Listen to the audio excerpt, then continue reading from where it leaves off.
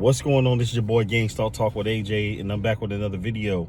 So in this video, as I stated on my community wall, I'm going to go through a chronological timeline of when my gang stalking started up till I say about the end of 2024-5 beginning. So we're going to call this Stepback with AJ, the biography. Yeah, so if you're into thought-provoking content, like, comment, subscribe, turn on your post notifications. So in this video, we're going to cover October 7th, 2012. That's when I begin to feel like things were changing, but didn't quite know that it was gang stalking. And then we're going to cover from that time up till about, I would say, June 2014, when I noticed, what I was going through. So when I discovered, what gang stalking was, and I was aware of what I was dealing with. So we're gonna start just before things started getting weird. So February, about I think 5th of 2012, I ended up having to go to jail for something that was minor. It was more of I got into a dispute with someone that a friend of mine, and ended up going to jail. Minor thing. I ended up sitting in jail for about 2 months. Ended up getting time served. So I ended up, well, not 2 months, but about a month and a half, 7 weeks. So at the end of March, so March 24th, 2012, I ended up getting released. So got released. At this time I was staying with roommates, and these are the guys I'm gonna get into, a little bit deeper into the story, the timeline. So I had 3 roommates. There was a guy, a Caucasian guy. We're not gonna say any names. So Caucasian guy, there's a mixed guy, and then there was what's his name, his brother, the mixed guy, his brother. We're staying there at the time. So got released. I walked all the way home from downtown back to where I was staying, and at this time I was dealing with a spice addiction.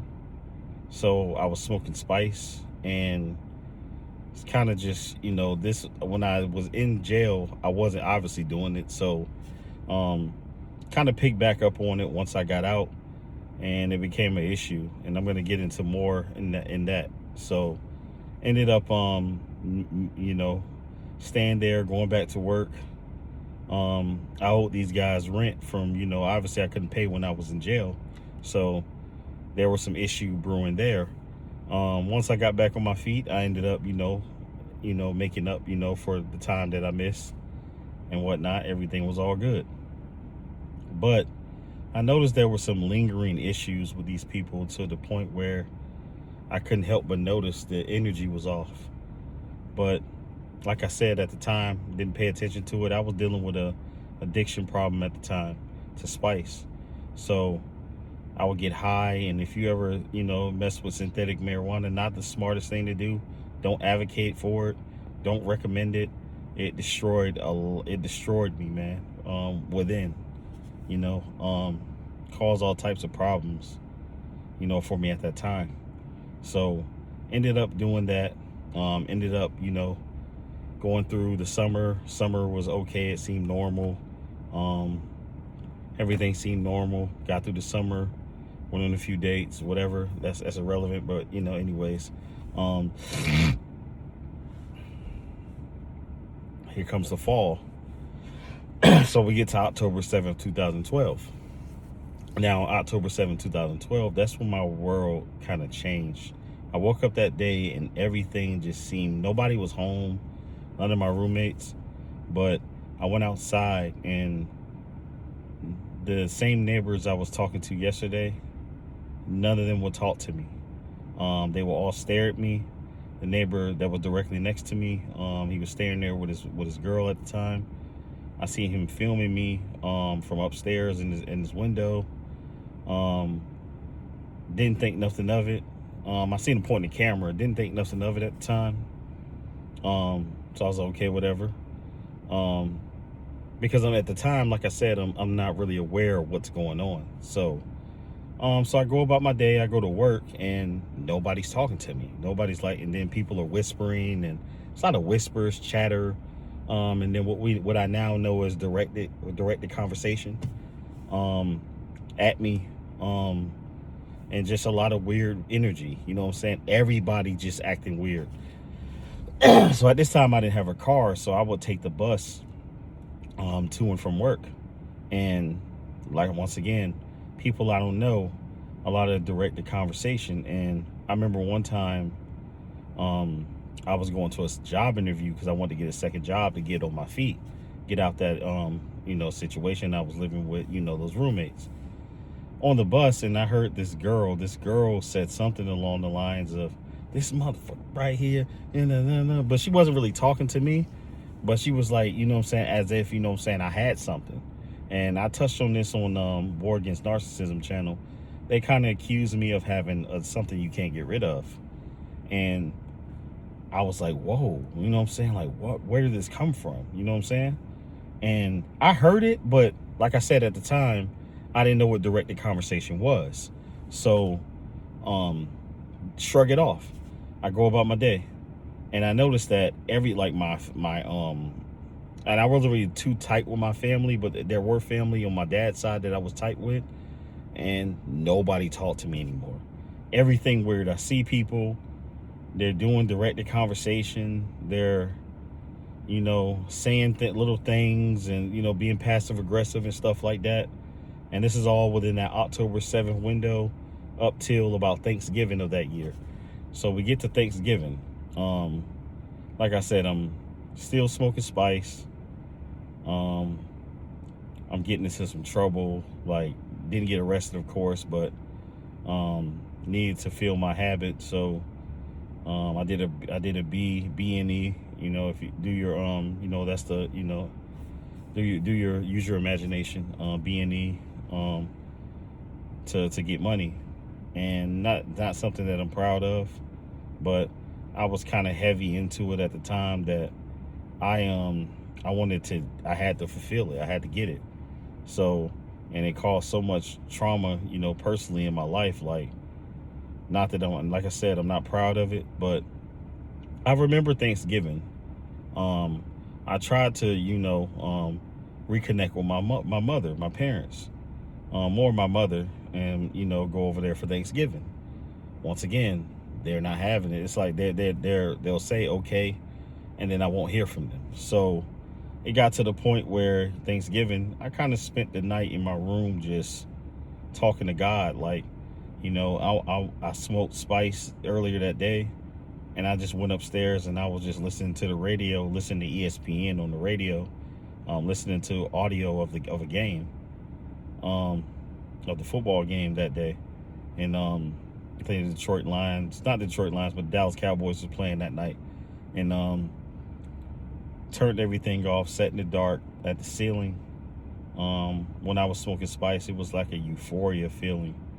I just felt like I felt out of this world, like off this earth, literally, and I didn't really know, like, I can't really describe the feeling, but in the moment it felt good, and then after that it just felt like I felt back to normal. But I knew I wasn't myself because I felt like I was like, I would lay back and I couldn't feel anything, when I was smoking, Kate Spice.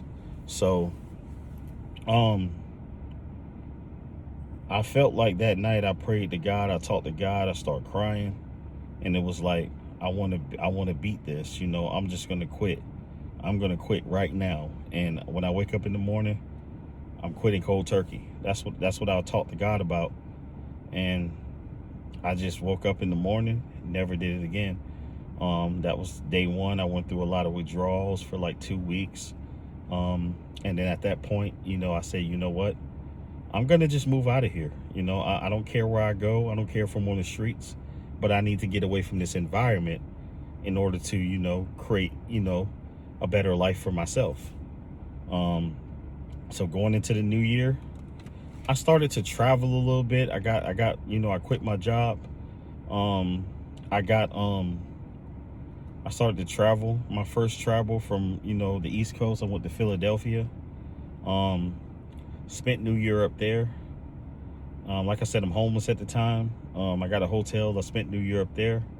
And once I got to Philly, no one really caught on. It wasn't nothing noticeable at the time that I noticed. Like I said, at the time, I didn't really know what was going on. But I didn't get any bad vibes at the time when I was in Philadelphia.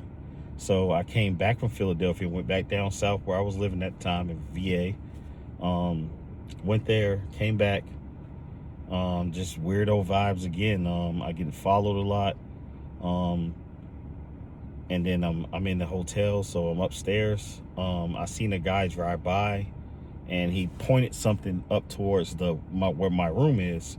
It's almost like he knew where my room was. It was like something that looked like like a metal object, and he pointed it, and and I'm looking out the window at the time, and it just pew, and it wasn't like it felt not like something like I saw something, but it was like a direct energy, what we know as a direct energy weapon, and it hit my chest, and my chest I started having chest pain like around my heart for like a couple minutes, and I'm like, what the fuck is this? And it was just random. Then he just looked up and he drove off. One of the weirdest moments of all time. So once that happened, got into a little dispute probably about March of 2013, as we're fast forwarding to March of 2013. Got into a dispute with my ex-roommate at the time, where I threatened. When I say, if I would have followed through with the way I was feeling in that moment, it's a high possibility I wouldn't be here with you right now.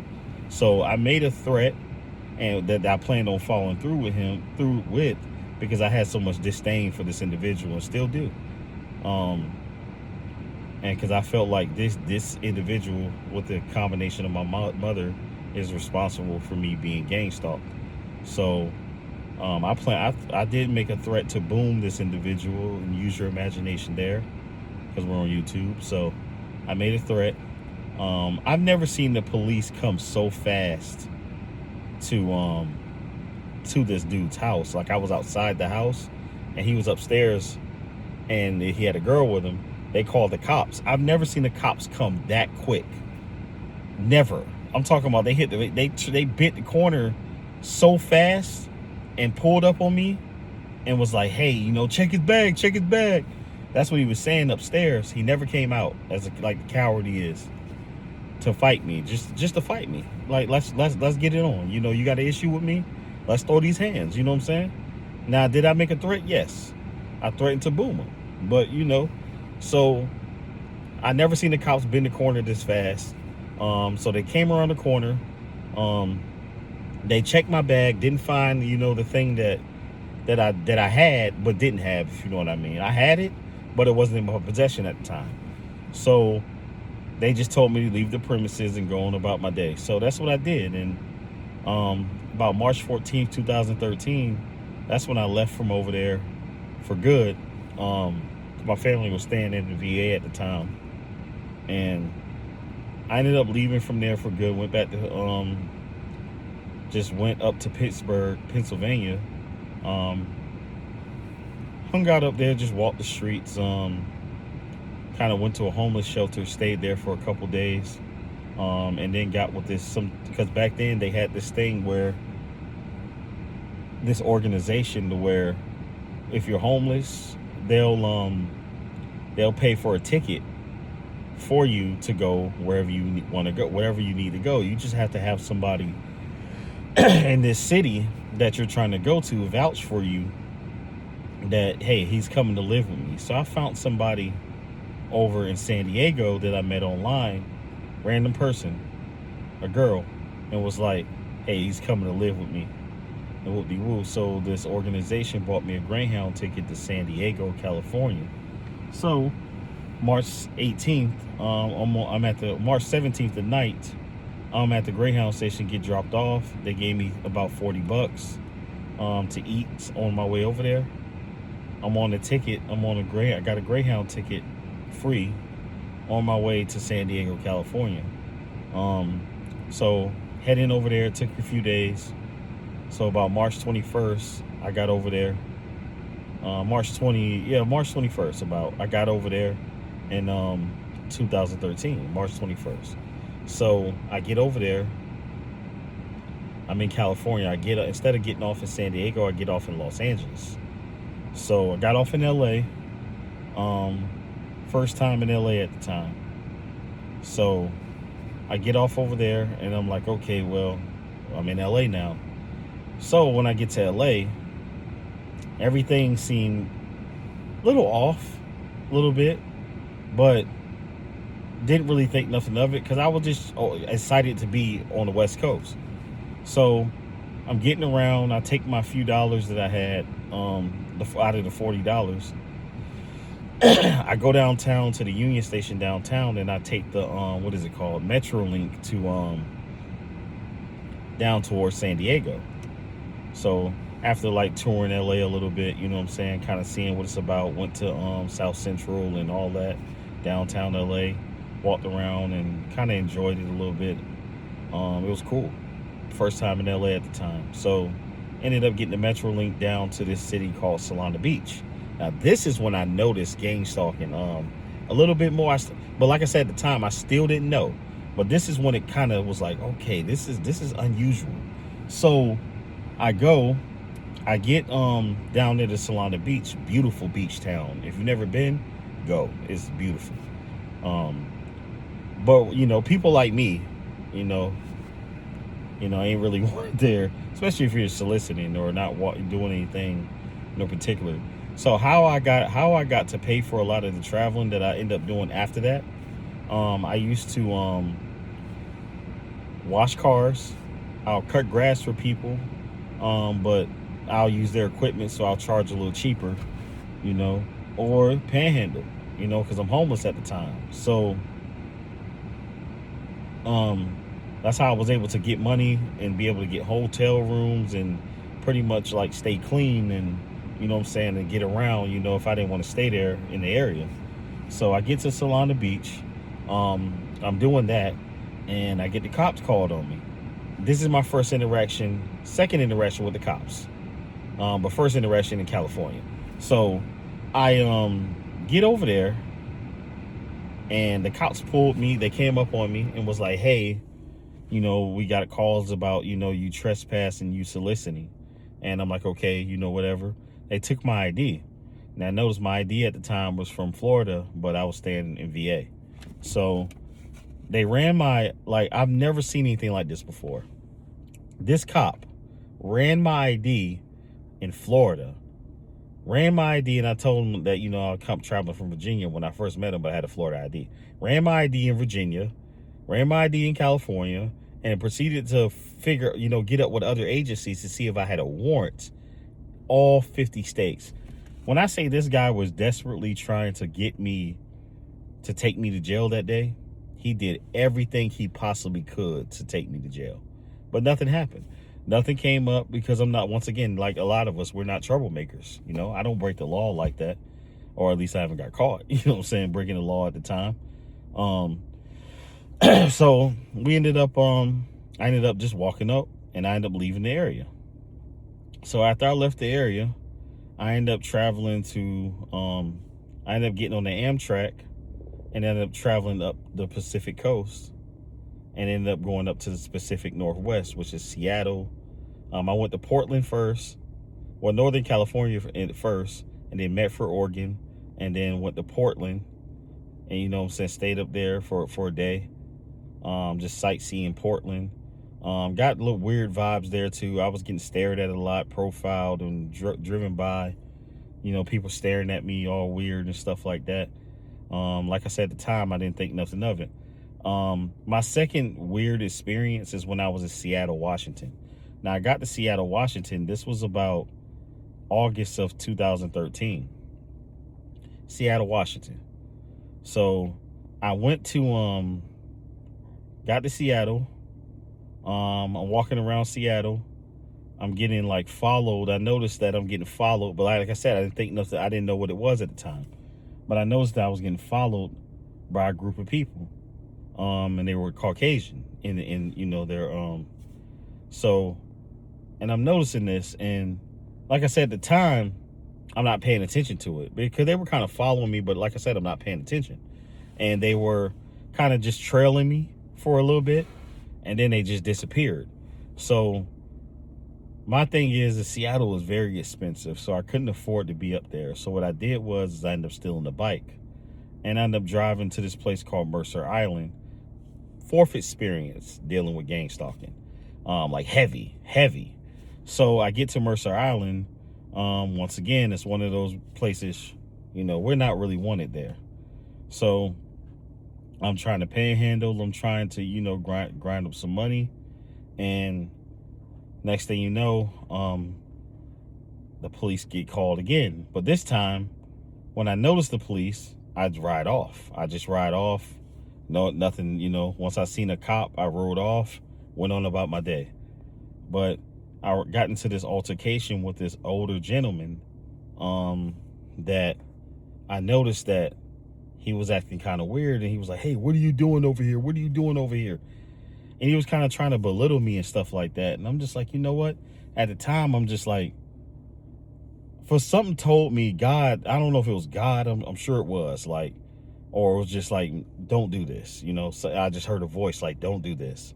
And something told me, I calmed down, just went about my business. I left it alone.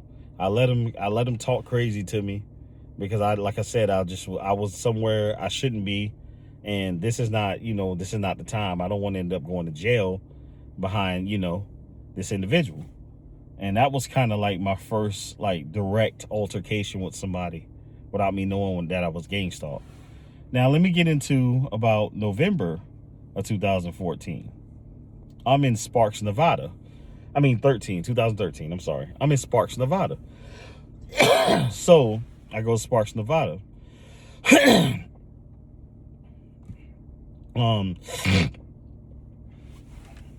Another situation. Now, I went into the casino. I ended up, you know, sleeping in like the hall, like, I don't know if you know, like, if you're in like a hotel and they got like the stairways that go all the way to like the 20th floor, like the stairs. I ended up sleeping in there for a few hours at a time until security will tell me to move or get out. And then I'll leave, and then I'll come back again, sleep for a little bit, and then I'll leave. So did that. The next day I got up, was walking around. I ran into this lady. Now this is at her house. So she comes down to her sidewalk and she has a conversation with me. Honeypot, which, like I said at the time, didn't know what it was. So have a conversation with this lady. It never got like overly flirty. It was just, you know, where am I from? So she's asking questions, and, you know, I mean, it kind of seemed like it was flirty, but it wasn't really, like, it was just general conversation. So these group of bikers come around the corner, and then she switches up and was like, "Hey, this guy, he's harassing me. He's trying to touch on me," and I'm like, "Are you serious?" Like, and then these group of guys, that one of them have a 2x4, these bikers. So I end up running. You know what I'm saying? Just like, at this time, I'm a lot smaller than I am now. I wasn't a big back then. So I end up running. I'm a quick guy. One of the bikers threw a 2x4 at me, missed me. And then she called the cops. The cops came, and I'm having a conversation with the cops. Now, I'm telling the cops, these guys threw a 2x4 at me. And, you know, hey, this is what happened. So she's saying, the cop is saying, she said that you tried to make a move on her. You tried to inappropriately touch her. I'm like, no, I didn't. I didn't touch this woman. Didn't touch this woman at all. So for some reason, and they knew I was telling the truth. So for some reason, the cop let me go. I'm walking, right? I go to the next street, and I see the cops and the guys that were the bikers having a conversation, shaking hands. And I'm just like, bro, are you serious? And I was like, wow. Then I did my research on Sparks, Nevada. Sparks, Nevada is and I know a lot of people may disagree with this that live there, But Sparks, Nevada is a very racist town. Very. All right, sorry about that. I had to get an order that came to my phone, a catering order. But back on track. So Sparks, Nevada is a very racist town. And so I do that, do my research. Sparks, Nevada is a racist town. I get out of Sparks, I get on the what they call it. What was it called? What do they call it? They have it everywhere. Megabus. So I get on the Megabus, and if you know about Megabus at the time, you could get bus rides for like $20, depending on where you're going. Some be like $7, $5. So I've seen some as low as $1, like for just good deals. So cheap way to travel if you didn't know. I'm sure Megabus still exists, but anyways, so I get on the bus, and then I hear and then once again, at the time I didn't know, direct the conversation. And this is like around a little bit after Thanksgiving time. And I'm just like, and I hear something, and I hear this lady saying, I'm sick of hearing about this. So me knowing at the time, I'm just like, what is she sick of hearing about? Because they saying this on the bus, and they're having this directed conversation, and finding out it was about me. Later on, I found out this directed conversation was about me. So basically what she was sick of hearing is about me moving around. So they're getting notifications that I'm traveling and I'm going everywhere, so that everybody knows. So everybody knows they're getting notifications about me constantly traveling around.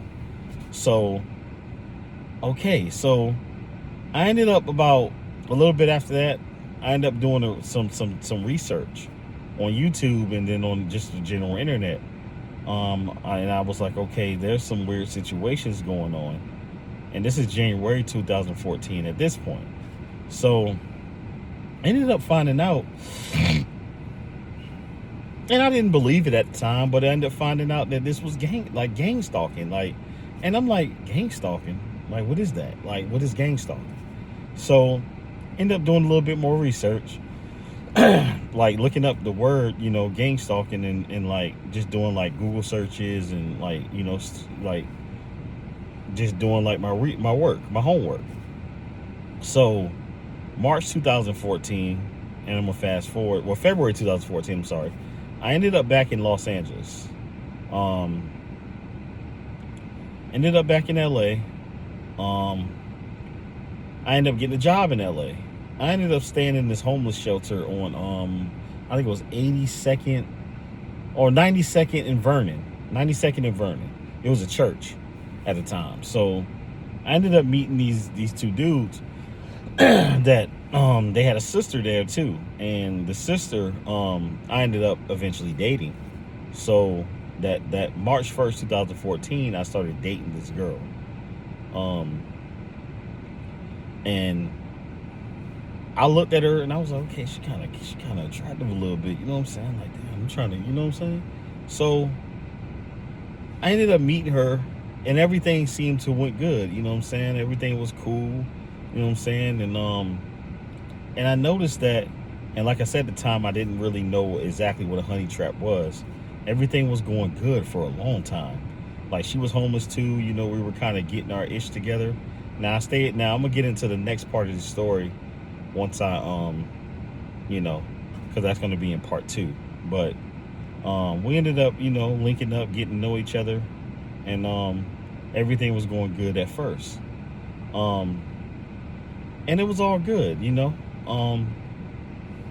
so we ended up, well, you know what, I'm gonna go ahead and jump into it, and I'm gonna stop at the end of 2014. So we ended up moving together to New Mexico. And this is 2014. What was it? April 23rd, 2014. We moved to New Mexico. So it's one-way bus ticket. I bought her bus ticket, my bus ticket. I had $230 in my pocket when I moved there. So I had enough money to actually pay for that room for 1 week. That room that I got, that extended stay, I paid for 1 week. Had $30 to my name, but I also had food stamps as well. So at this time, from California. So I ended up getting through a program, and then me being homeless, it's easy to get food stamps there. So had food stamps. That was how we were able to eat and whatnot. So we get here, there was a pregnancy scare. And then there was just a lot of arguing and stuff like that. And I just think it just because we moved too fast and we didn't really know each other. We kind of were just two different people, as far as like personality. So there were just a lot of disagreements and stuff like that. And I noticed that when I got there, that she started acting different. Like people were, I remember one time in particular that I'll never forget. She was going to a job interview, and she had a conversation with somebody that walked up to a random person, didn't know. And they stopped her and had a conversation with her. And it kind of like they were looking like he was looking at me, the guy was looking at me. And I'm just like, what is he talking about? Because I'm over here doing something else. I'm kind of doing something else at the time. And it was like he was telling her something, like it was directed towards me. Like I said, at the time, I'm not fully aware. I've acknowledged that it's a possibility I might be gang stalked, but I'm still kind of green to it. So, and then I noticed she started acting different a little bit. You know what I'm saying? Like the plans that we were making, none of the plans started to happen and stuff like that. But it was almost like she became more like a honeypot. Like she wanted to know certain information because I wasn't really comfortable like opening up to her like about my personal information, like my age, my date. Like I didn't, but this girl was still willing to come with me because she was homeless. So, but she started wanting to know this information, and I noticed that once I got to New Mexico, I was dealing with some issues with getting paid, like for my jobs. I worked in the first two jobs I had there. They didn't pay me for one pay period. So they had to pay me a portion of my paycheck out of the safe in order for me to pay for the room that we were in. Eventually she ended up getting a job and whatnot. And, we ended up, making it do what it do. But like I said, I just got weird energy about her. I got weird vibes. So we ended up, and this was, when was this? June 20th of 2014. We ended up getting an apartment together, and everything was cool. We slept on the floor, and like I said, I'm kind of like not knowing 100% that I'm being gang stalked. So, and I noticed that like when you first move to like different areas, like it doesn't really like kick in until like everybody knows that you're there. Because you'll go places and people will treat you normal and like nothing happens. So I get this job in a fast food restaurant. And once I got in there, I dealt with a lot of racism, a lot of harassment, job related workplace harassment. That's when I started to like watch videos on gang stalking. And I kind of start reminiscing on everything I dealt with from October 7, 2012, up to that point. And I'm like, wait a minute, this is gang stalking. This right here is gang stalking. So I would say about July, a little bit after my birthday, about July, a little bit, I would say about the middle of July. That's when I knew that I was being gang stalked in 2014. So I'm like, oh, this is gang stalking because I'm catching the bus and people are intentionally skipping stops that I need to get off at. I'm pulling the cord and they're intentionally skipping stops. I'm going to work and everybody's just staring at me. I'm getting, once I became a manager, people start calling in on me and stuff like that. So I'm intentionally getting the short end of the stick every day. They're putting people on my shift that cause nothing but problems.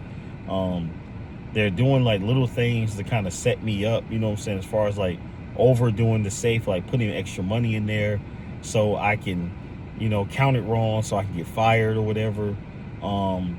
They're like doing like little stuff to sabotage me. I'm getting underpaid.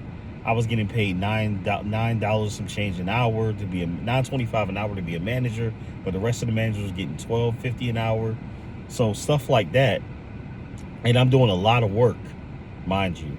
And these are the little things I'm dealing with just to kind of, just to get by because she was pregnant at the time.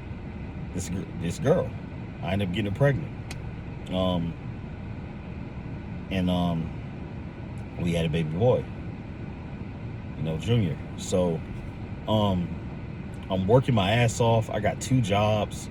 I'm working at one restaurant and then working at another restaurant, busting my tail. Ended up, and this was like later in the year. This is going into like November of 2014. She's pregnant. So he didn't come until the following summer. But I ended up like just getting another job. I'm grinding, and I'm dealing with so much, like it's just horrible. Like the 2 jobs, I'm like, and then she's not really supportive. I'm trying to explain to her like what I'm dealing with. She kind of just denied the situation, like, hey, this guy, like I'm lying, like this is not, you're not being gang stalked, you're being delusional, you don't know what you're talking about, being gaslit, all these things. And I'm just not being told that what I'm seeing and what I'm noticing is not there. You're just crazy, essentially. So, oh man, and at the time, I'm still like, I turned to weed to kind of cope with what I'm dealing with. I was stressing out a lot. You know what I'm saying? Like, I'm in the confusion stage of gang stalking. Like, I know what I'm seeing, but I'm being told that this is not true. It was just a lot, man, at the time. And then we're getting into the end of 2014, and this is where I'm gonna leave off. I made an attempt on my life, because it was chaotic for me at the time, because I felt like I had no control, and I knew this is what they wanted. So, come to find out, this is what they want. So, into 2014, made an attempt on my life, and I got a belt. I hung it, and I went to go try to hang myself, and once I tried it, she kind of came in the bathroom and kind of helped, kind of took it from around my neck, and that was the first and only attempt I made on doing that. You know what I'm saying? And just knowing what I know now, that's exactly what they would have wanted, is for me to do that. And this is your boy Gang Stalk Talk with AJ. That was part 1 of it. Like, comment, subscribe, give your opinions on my story up to that point, from October 7, 2012 to the end of 2014. I will be back with part 2, so stay tuned. Leave your comments and your opinions on part 1. I will catch y'all on the next one. Y'all be safe. Peace.